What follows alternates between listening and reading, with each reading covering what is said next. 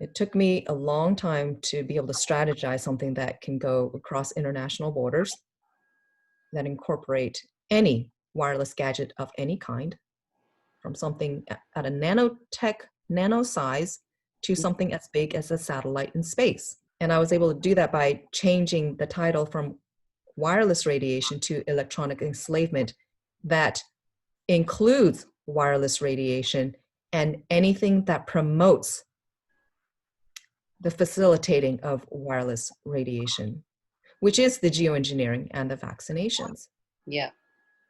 So just by elevating the problem to a higher level, I was able to incorporate those two other items, which I'm very, very pleased, because ultimately they are all linked together.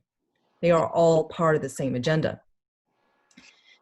So again, Agenda 2030 is a UN document published by them, written by them. It is an actual document. We're not making this up. So if you want to go look at it, it basically tells you their whole master game plan. It's right out in the open. That's their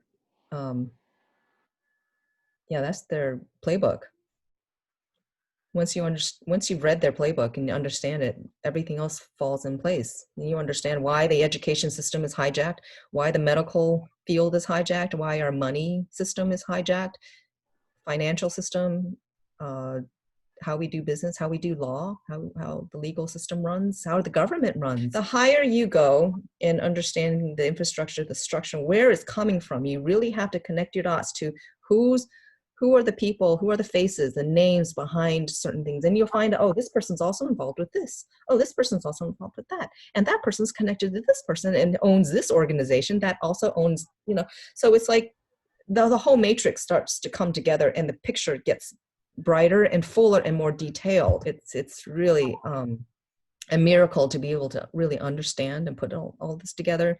But once you do, you just feel like, it's like, aha, you just get this really deep aha moment, like, oh, wow, I'm so glad I know now. What I find is speaking to people like yourself who've connected the dots, we have so much power to counter this, and to, when we can see it, to say no to it and to say, actually, we want to create something else. And this is, really exciting. And I'd love to hear more about how the Notice of Liability, how it works, how can we engage in it, and how do we use that tool?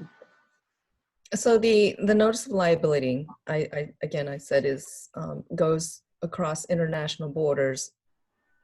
You can serve anyone.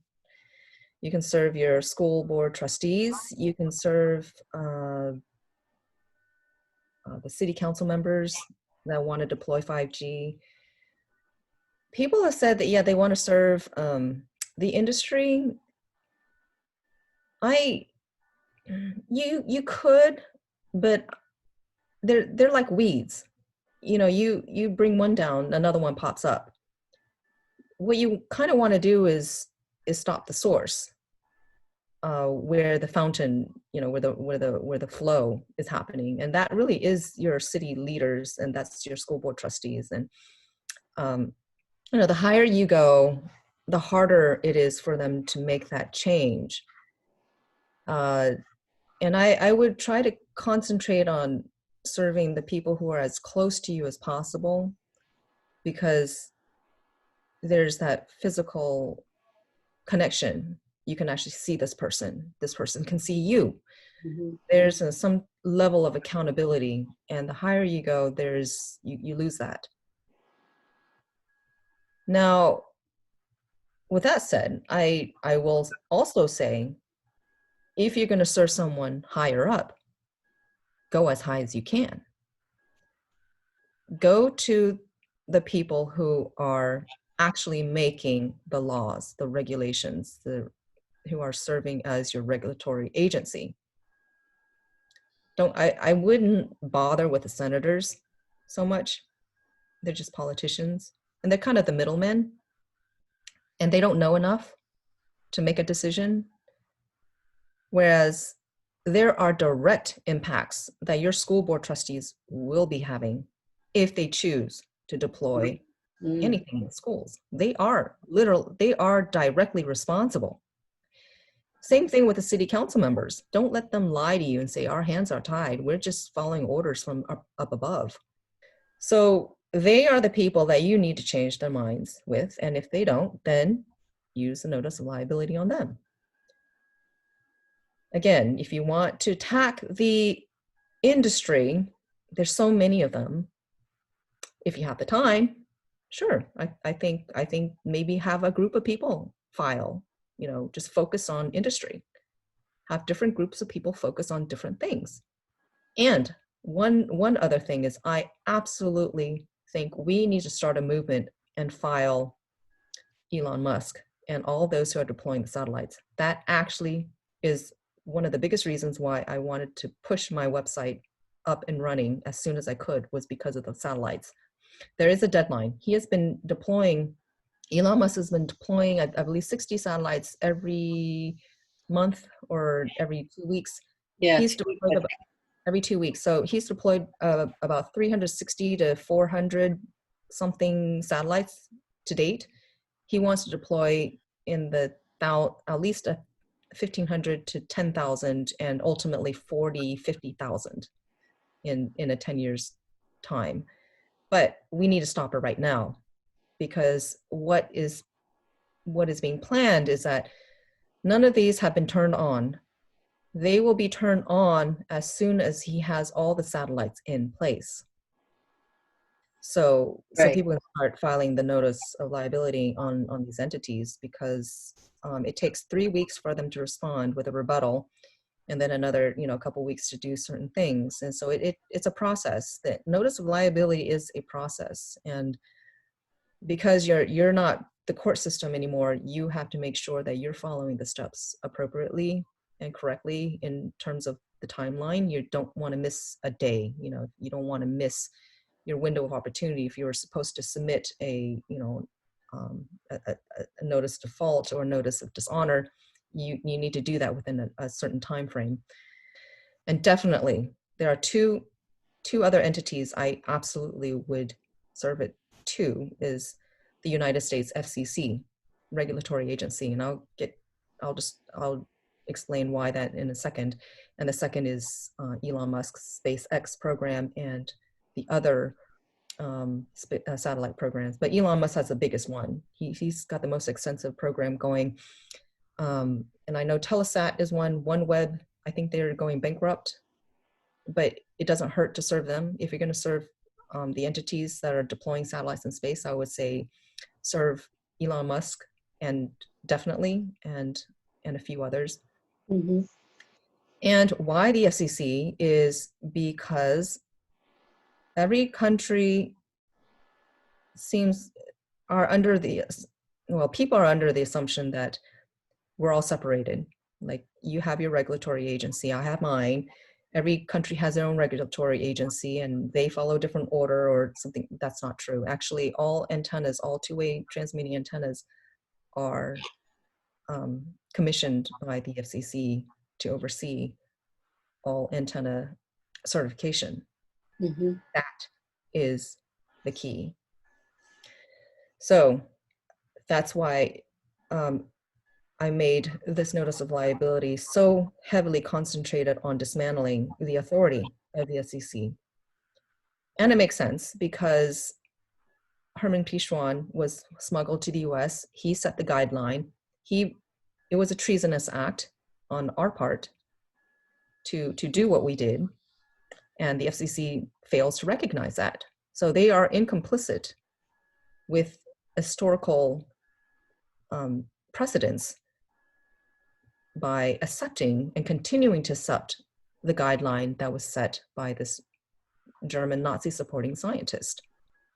And it's all tied in with the Nuremberg Code and violation of that and a bunch of other codes, and how I was able to link all the codes and the violations together is very extensive.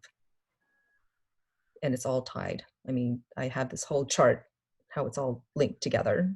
So that's why focusing on filing the FCC would be so important, because they are actually not a national agency here in the United States. They're actually an international agency, as well as the ANSI, which is the American National Standards Institute, which is a bunch of engineers that also support the guideline.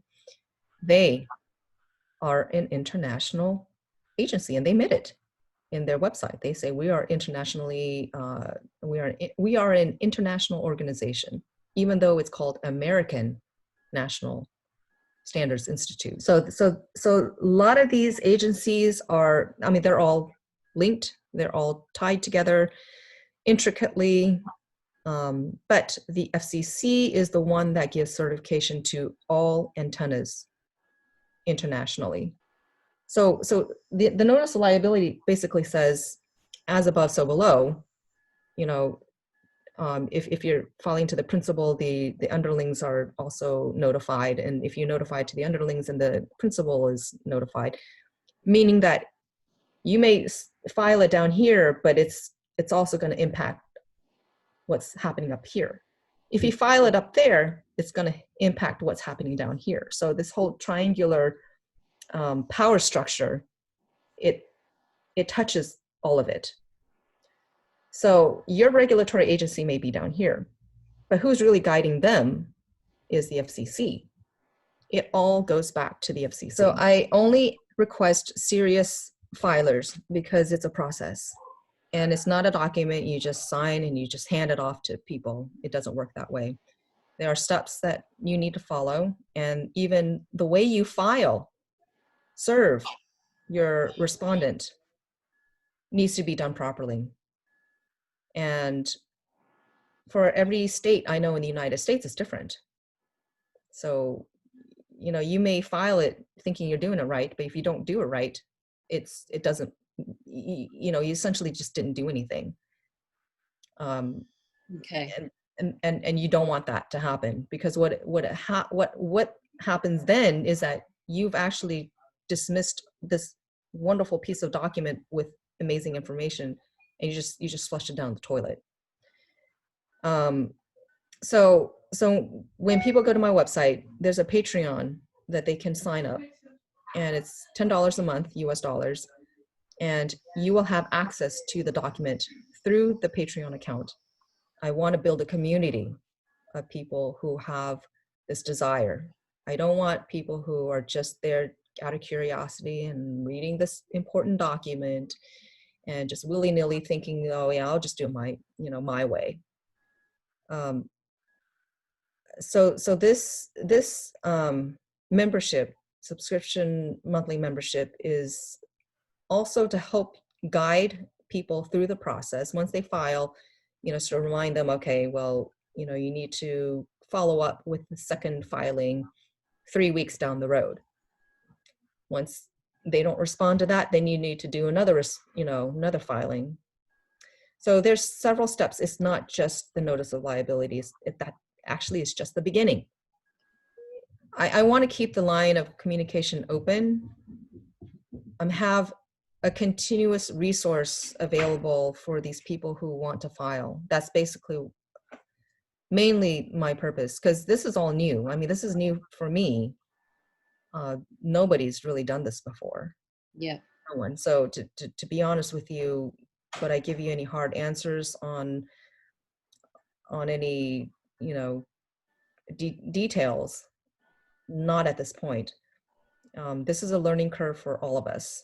This is an adventure I'm willing to go along with you and others who are very intent on regaining some personal sovereignty, some personal freedom of right and choice, and exercising it through this notice of liability. This notice of liability, if anything, number one, is your personal declaration. Beyond anything, it is a physical declaration of your free will. Yeah. That's really the spirit behind this process, because the forces that are pushing humanity is pushing it in a very destructive direction. Mm-hmm. And as women and as mothers, I kind of extend that, mother bear mentality to our planet. I mean, I can't help it. I just see if our planet is being threatened, I'm going to do everything in my powers to do anything I can to help save it. Absolutely. Yeah, Yeah. because the people that are living on it are beautiful. All of nature that's living on it, all animal, all life, all flora and fauna is beautiful. Yeah. And I respect what has been created on this planet. I respect it so deeply that I cannot see anything threaten it. And it pisses me off when it's threatened. I will do everything in my powers to to preserve it. Yeah. And Wonderful. yeah, so that's why yeah, again, the notice of liability, that's my tool, my gift. That is my gift for humanity and for our planet. Well, it's such a gift. It's such a huge gift. It's thank you. Yes, you're welcome. You're welcome. I hope it works. I just hope it does something. I really do. I hope it does something for the individual. I hope it opens the individual's mind and heart and spirit and abilities and their sovereign powers. I hope it it enables them to tap into it. That's really the my intention Mm. behind this NOL, this notice of liability, is to give this to someone, and just by holding it, they'll feel empowered by it, just because it's the intention behind it is Mm. being transferred to them, and gives them that power that they've been looking for, that they've been seeking, and that power has always been within them. Yeah. It's like giving voice. It's like giving a voice to every individual that's looking to be empowered, for self-empowerment. So it's a very metaphysical approach to writing a document. And I prayed over it like you wouldn't believe. I prayed for inspiration. I prayed for the right words, the right stringing of the ideas, so that they flow, they make sense, and they strike true and narrow Mm. into the heart of the matter. All those things, I prayed for all those things, and I and it's done, it's complete, and it's Incredible. people to use. It's for people to use Yeah. and use it powerfully. Yeah. Yeah.